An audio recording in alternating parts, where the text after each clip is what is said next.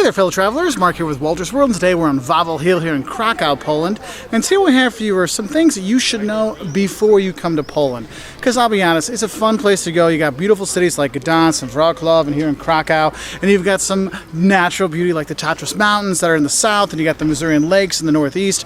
I used to work in Poland a lot back in the early 2000s, so I got to see a lot of the country. And there's some things that you should know as a tourist before you come here, okay? And the first things first, let's talk about the language. Look, in Poland, they speak Polish.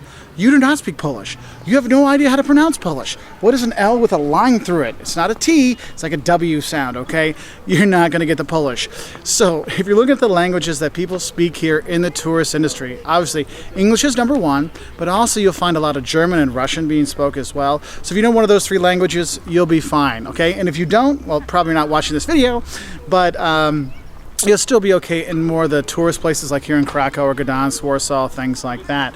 In terms of the language though, I do recommend you learn a few words out here, because when I've met Polish people around the world and here in Poland, they've been really super friendly once I've actually tried to speak some Polish to them, and not just the naughty words. And I'm not going to tell you that one that starts with a K.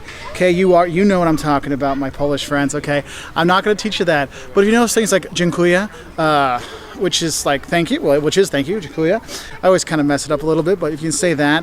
Beer is piwo. I mean, little things like that go a long way. And I remember I was here, the first time I came here was like 20 years ago. And I was a young guy, and with my buddy, we're doing our backpacking through Europe thing. And I was here, and I heard like dva was two. And then there's pivo, but they were saying something else, piva. I'm like, I go, dva piva, haha, dva piva, which is two pivo, because two beers, because it changed it. The guy was so hyped, he's like, oh my God, foreigner, and you said it right with a double.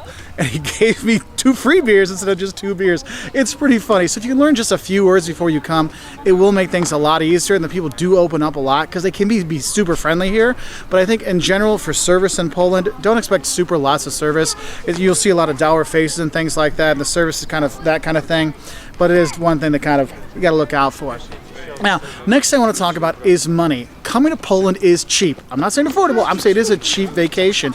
And think about it. You can hit beaches in the north. You can go, skiing in Zakopane in the Tatras Mountains in the south in winter. You can see the Meridian lakes. Like I said, go to Warsaw here in Krakow. Eat, drink, make merry at a super great price.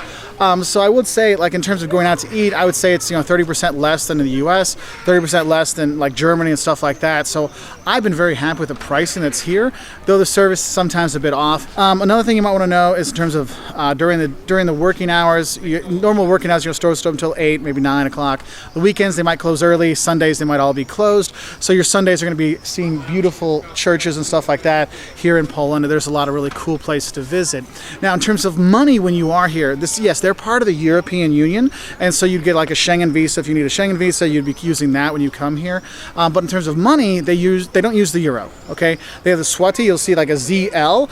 It's about 4 to 1 to the dollar or the euro, to give you a rough idea what it is, and if you're looking at the price.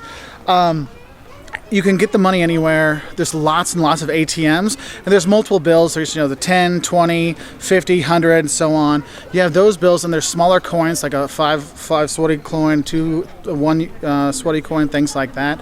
But the thing is, if you're going to pay for stuff with cash, if you're going to need more than like 20 zlotys and change, they're going to ask for a smaller bill. So try to get the smallest bills you can. I know when you go to the ATM, they give you like hundreds and 50s, but it's hard to find stuff that costs that much, except you're going out to eat or something like that. So try to break it into smaller bills. And if you do get smaller bills, let's say you pay with 100 and they give you change, save those smaller bills for when you're going to get a kielbasa, the sausage, or going to get a beer someplace, things like that, so you have the smaller bills out there. Okay, now other things you might want to know when you come here, when you're going to be eating here. I have a whole video on what to eat in Poland, but some of the bigger things you need to know: meat and potatoes is your big thing here. Pork, potatoes, potato pancakes, a lot of cabbage. Of course, you're going to have the pierogi, which is like their version of a kind of ravioli. It might have cabbage and mushroom in it, or it might have some cheese, or it might have meat with onion in it. They're actually really good. If you come in the summer, a lot of times you can get them with fruit inside. Oh, and they love their sour cream and cottage cheese stuff. And you'll see weird cheeses here that look funny. You'll have them grilled for you and eat it with jam.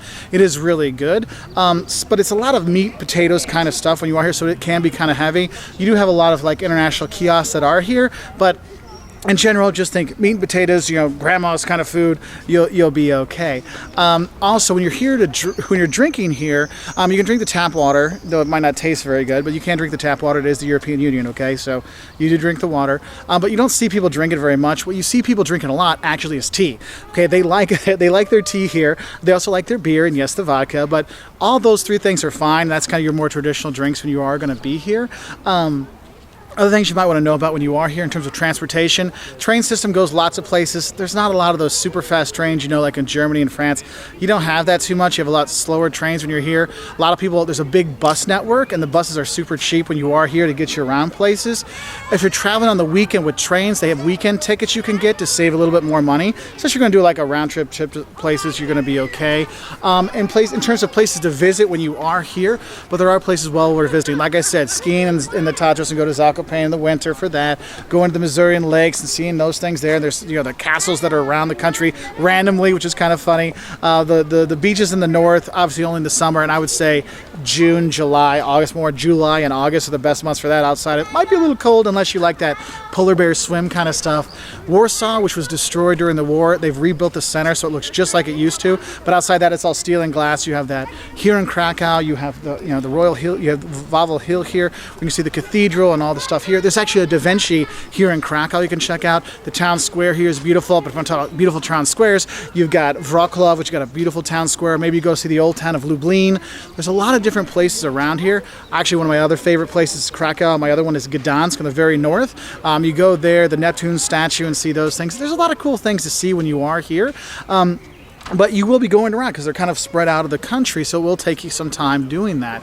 And the thing is, if you're looking at tourism, there's not a lot of tourists that come to Poland. Now, there's a lot that come to Krakow. There's about 10 million a year that come to Krakow, for good reason. This city is gorgeous, and yes, you can go see Auschwitz and Birkenau, the worst concentration camps out there. You can see that, but you also can go see a salt mine where they built a city inside the salt mine. It is kind of cool that way. And so you have all this really different kind of stuff when you come here. And yes, you will see the communist architecture of the square built, the rectangles that where everyone lived in and stuff like that, because a lot of the country really was destroyed during the war. But the people are very proud of their country. They've really worked hard to rebuild a lot of the destroyed areas. So when you see the historic parts of town, now Krakow's been lucky; it wasn't really destroyed very much. But other places, when you see it rebuilt up and you learn about the Warsaw Uprising and things like that, you really get proud for the people here, how much they've overcome, and you'll see that in the people. They are very proud of themselves when they are here. Some other things you might want to look at in terms of when you come here. Toilets, you can throw the paper down the toilet, no big deal, you're fine with that. Hotels, there's hotels and there's more and more hotels and hostels popping up all over the country. Bed and breakfasts. Actually, what we've done is actually stay at some apartments that are here. A lot of enterprising Polish people are doing that. So you will have those things there for options where to stay. As always, do read the recommendations and the reviews for these places, always with a grain of salt, those kind of things out there to help you out. But you won't see a lot of tourists excited for in Krakow, but it is a really nice country to go to, and the people, if you get to know them, like I said, they can be kind of cold, it seems like, but once you get to know them, they will really take you in, and they'll show you the good stuff, the bad stuff, and all the stuff in between. Well, the bells have started to ring when we're up here on Wawel Hill. Time to head out. Last little thing I want to tell you about when you come to Poland, some safety tips.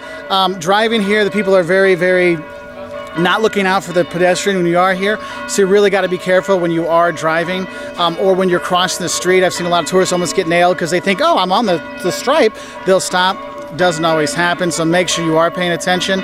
Drinking, don't drink in public here. You can get in really big trouble for that, so do watch out for that one. But overall, I haven't had too many problems. Anyway, if you want to learn more about visiting Poland, then things that'll shock you about visiting Poland, the don'ts of here in Krakow, check us out on our website at woltersworld.com. We're also on Twitter, Facebook, Instagram, and we really appreciate your likes, subscriptions, and obviously the bells are still tolling, so it's time for me to head out. Bye from Poland.